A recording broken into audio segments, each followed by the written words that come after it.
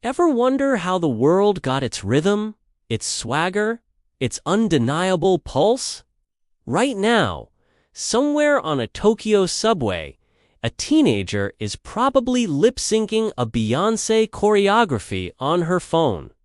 In Lagos, a producer might be sampling a 1920s Louis Armstrong trumpet riff for tonight's Afrobeats drop.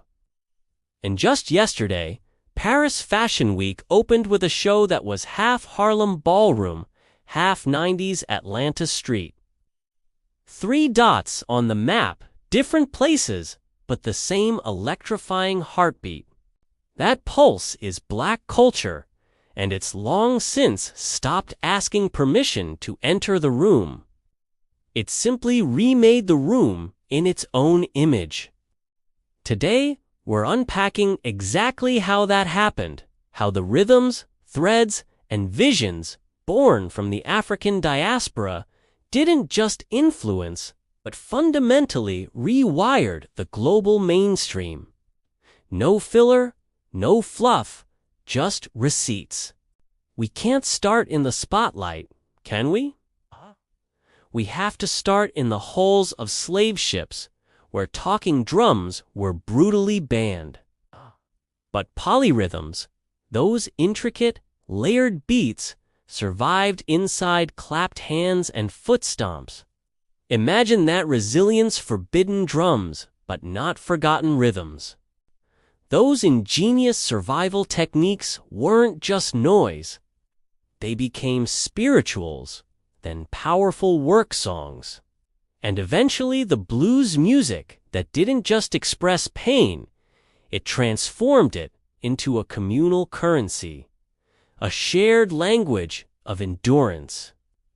By the early 1900s, a massive internal migration, known as the Great Migration, funneled these sounds and the people who made them into burgeoning Black communities in cities like Kansas City, Chicago, and New York.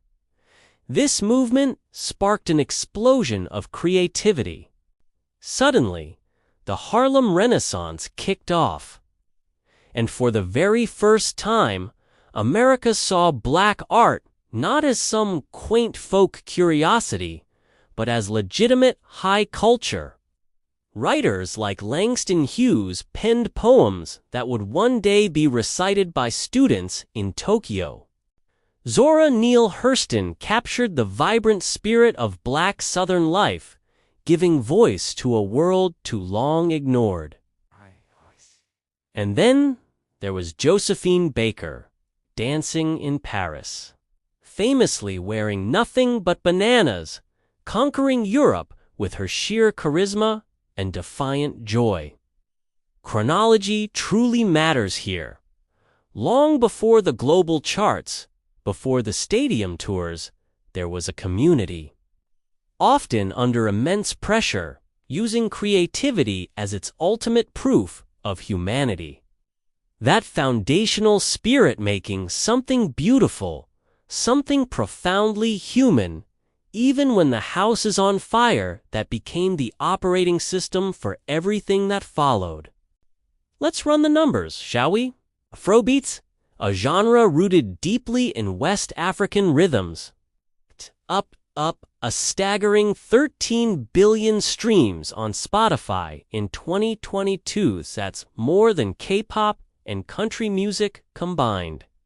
But to truly understand this global phenomenon, we need to rewind. Way back, the fundamental building blocks of Black music, like calandre response patterns and those complex polyrhythms, traveled from Africa, survived the Middle Passage, and laid the groundwork for everything that followed. Jazz, for instance, didn't just emerge from New Orleans. It exploded, traveling via riverboats, meeting European brass traditions, and birthing revolutionary subgenres like bebop. Icons like Louis Armstrong and Miles Davis didn't just play music. They invented new ways of thinking about rhythm, improvisation, and emotional expression, influencing musicians across every continent. Then came the soulful sounds of R&B and funk. Think Aretha Franklin's unparalleled voice, or James Brown's electrifying stage presence and groundbreaking funk grooves. These artists didn't just sell records, they injected raw emotion and irresistible energy directly into the global bloodstream of pop and rock music. And who could forget Motown? Berry Gordy, a visionary, turned a humble Detroit garage into an empire, exporting black love songs to white teenagers during the height of segregation. Motown artists scored an unbelievable 110 Billboard Top Tens in just one decade. Meanwhile, Chess Records was selling Muddy Waters vinyl to England. And guess what? Young Keith Richards heard it, stole the lick, and voila, rock and roll, as we know it, was born. Yet, there's a stark contrast. Little Richard's pomade slick pompadour and his ecstatic A-wop dash, wop dash, A-dash, Lou dash, mop. While Elvis Presley's almost identical swivel hips, almost celebrated as American innovation. Same moves, radically different melanin. Fast forward to 1973, a block party in the Bronx on Sedgwick Avenue. DJ Kool Herc extends the instrumental break of a song, giving dancers more time to groove, and just like that, hip-hop is born. Within 40 years, it transformed from a local phenomenon into the planet's most spoken cultural language, underwriting massive sneaker deals, influencing tech IPOs, and even shaping political campaigns. Kendrick Lamar wins a Pulitzer Prize for his lyrical genius. Beyoncé doesn't just perform at Coachella. She rewrites it into Bayshella, a monumental celebration of Black culture and artistry. And today, Korean rappers are flexing their hangul over trap drums that originated in Atlanta. The undeniable takeaway: Black music doesn't just top charts. It fundamentally re-engineers how the world breathes syncopated breathing. To be exact, it's a global force, inspiring genres like Latin jazz and salsa, constantly pushing boundaries and reshaping the sonic landscape. Quick pause. What's the first Black song you heard that made the globe feel smaller, that connected you to something bigger? Drop the title in the comments. I'm building a playlist, and yours might just make the cut. Clothes, let's be honest, are just fabric until culture inflates them with meaning. And Black culture, it's a master at that inflation, okay? Take the zoot suits of the 1940s. Those exaggerated, wide-shouldered, high-waisted ensembles weren't just a fashion statement. They were a defiant assertion of style and identity by young Black and brown men. So bold, they literally threatened white hegemony, leading to the infamous zoot suit riots. Or consider the impeccable church hats, the crisp seersucker suits, and polished spectator shoes. These were more than just garments. Meticulously stitched in cotton, a visual declaration of dignity and worth in a world that often denied it. Jump forward to the 1980s. The Bronx gives birth to streetwear. Think Adidas shell toes, often worn without laces, because, well, poverty doesn't always have time for bows, and practicality often sparks innovation. This wasn't about luxury. It was about creativity born from necessity, a DIY ethos that turned everyday wear into aspirational style. By the 90s, even established brands were catching on. Tommy Hilfiger, for example, quickly realized that baggy jeans and oversized t-shirts moved units faster than any Madison Avenue campaign ever could. He smartly shipped free crates of his clothes to hip-hop icons, and suddenly, European luxury houses, once so aloof, were scrambling for urban relevance, desperate to capture that undeniable cool. Today, this influence is everywhere. The late Virgil Abloh, a visionary black designer, didn't just lead Louis Vuitton menswear. His off-white brand partnered with IKEA, bringing high fashion to the masses. Serena Williams, a queen on and off the court, rocks sneakers at the Met Gala, blurring the lines between athletic comfort and haute couture, and Rihanna's Fenty line. It didn't just break barriers. It landed LVMH's first Ver contract for a black female creative director, redefining beauty and luxury for a global audience. Stylists like Law Roach don't just dress celebrities. They turn Zendaya into a fashion conversation, not just a mannequin. Even the Daroga simple head covering, once banned in schools and stereotyped, now graces Vogue covers as haute couture, a powerful symbol of cultural reclamation and acceptance. The lesson here is clear. When black kids remix hand-me-downs into undeniable style, the world's cash registers learn a brand new, very profitable dance. If you ever think black creativity stopped at just beats and threads, then we absolutely need to talk about Basquiat. This kid, out of Brooklyn, tagging Samo on Soho walls, then selling a skull painting for an astonishing $110 million. That's not just art, that's a revolution in perception. But Basquiat didn't emerge from a vacuum. During the vibrant Harlem Renaissance, painters like Aaron Douglas and Lois Mailou Jones weren't just decorating canvases. They were importing rich African motifs into powerful murals that still adorn places like the 135th Street subway stop, reclaiming an aesthetic heritage.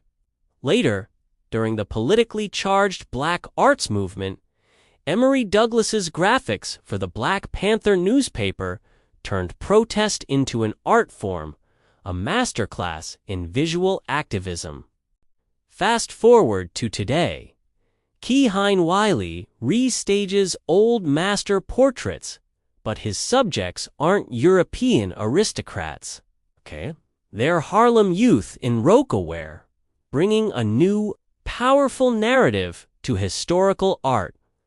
Amy Sherald paints Michelle Obama with a unique color palette, creating a portrait of calm and strength, and both artists are smashing auction records, proving the immense value and impact of their work. And what about photography? Gordon Parks, in the 1950s, didn't just take pictures. His camera weaponized empathy, capturing the dignity and struggles of Black Americans with profound humanism. Today, artists like Deanna Lawson stage intimate, powerful family photos that are so compelling, MoMA can't keep them on view for more than a week without lines wrapping the block. These aren't just images. They are profound statements about identity, history, and belonging.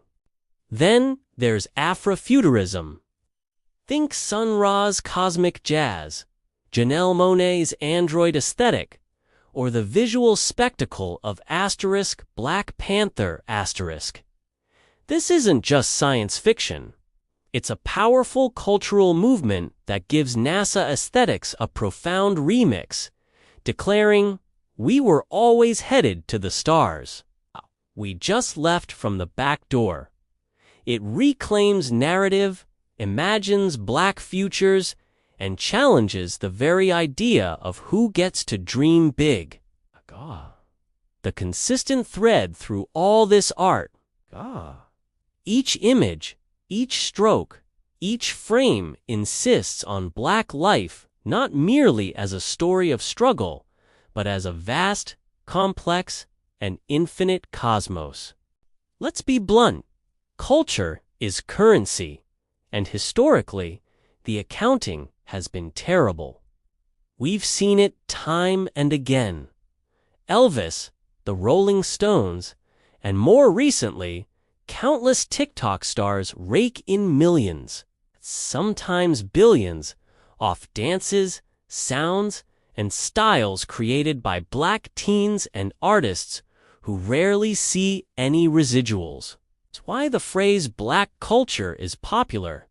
Black people are not trends so often because, devastatingly, it's true. Yet, every time we call this out, the conversation too often pivots to a convenient deflection. Culture has no owners. While it's true that culture is a fluid, evolving entity, credit is not ownership, it's rent due. It's about acknowledging the source, honoring the originators, and ensuring equitable compensation. The fix isn't complicated, but it requires intentionality. Pay the creators fairly. Cite your samples transparently.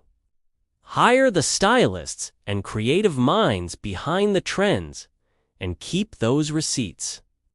When fashion houses and brands genuinely do that, when you see collaborations like Balmain X, Beyoncé, or when designers like Telfar Clemens champion an ethos of not for you, for everyone, actively building a community around his brand, that's when everybody eats. That's when culture truly conquers best. When it's a potluck, a shared feast, not a stick-up where one group takes all the spoils. So, how exactly did black culture conquer the world? It did it by ingeniously turning exclusion into unparalleled innovation. It mined joy, resilience, and profound artistry from the deepest pains of the Middle Passage. It stitched swagger, style, and self-expression from hand-me-downs and discarded fabrics. It painted vibrant, audacious futures when walls blocked every single exit. These inventions, born from necessity and an unyielding spirit, were so undeniable, so utterly contagious, that they simply leaked into every corner of global taste and consciousness. The real triumph here isn't just that the world finally gets black culture. It's that black culture keeps making the world remake itself, constantly pushing boundaries and redefining what's cool, what's beautiful, what's possible. And here's the most exciting part. The story isn't over. Afrobeats is still mutating, evolving, and influencing new sounds globally. Streetwear is still shape-shifting, breaking new ground in fashion. And you know what? The next Basquiat is probably sketching on a cracked phone screen right now, somewhere ready to redefine art all over again. If this video rewired your perspective, if it sparked a new understanding, please share it with one person who still thinks culture just happens. Hit subscribe so you don't miss the next deep dive. And always remember, when you enjoy the rhythm, rock the fashion, or hang the artana the hands that built it, History doesn't just belong in books, okay? Sometimes it's wearing sneakers, humming bass lines, and painting galaxies.